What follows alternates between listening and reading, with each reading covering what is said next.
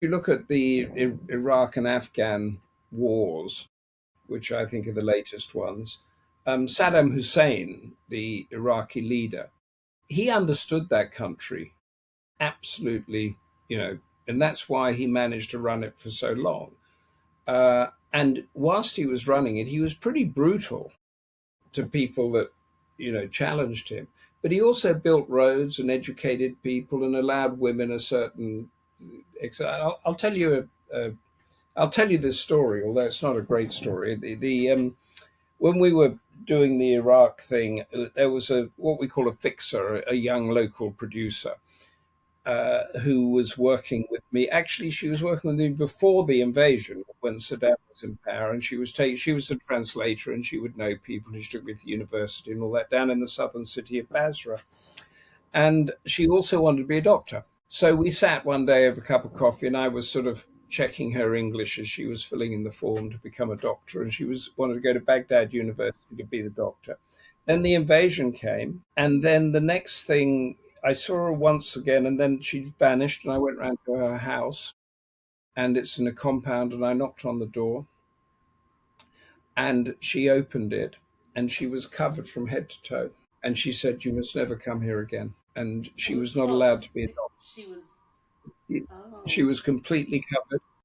And I said, "Are you okay?" And she flipped back her sort of hood bit of cloth to or show mask. bruises and everything down her thing. Ooh, And I said, "What can I do?" He said, "You can't do anything. Just go away, never see me again, otherwise it'll just get worse." And this was that is a awful. wonderful, bright, intelligent woman. And that's what we did by invading, essentially, you know. Yeah, well, there's And huge repercussions. yeah, and then, yeah, we sort of talk about, talk about. I think it's this idea of trauma that got me onto that, But you've got to think of the consequences of what we as nations have done on other parts in other sides of the world. So true.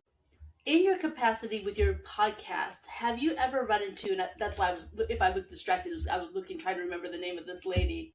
There was an author by name of Allison McBain. Have you run into her? That No, I name ring don't any think so. bells? She is No, but fascinating. ring the bells for me. Yeah. So if you haven't spoken with her yet, I think you should because I think you'll enjoy talking with her. Um, we did a podcast in my first season, aired back in September. She had written a book about what if the United States had never been colonized by England? What if it had been Oh, colonized by China?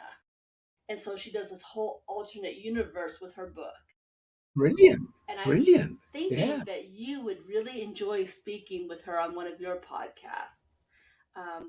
She shares the I same would very much. publicist, but Yeah, as you were yeah, talking, and especially about these different situations with the politics, I thought I couldn't help but yeah. think about her and her work and just her thoughts on how the motivation for colonization would have been different, and maybe, of course, as a result, future history would have come out Yeah. differently.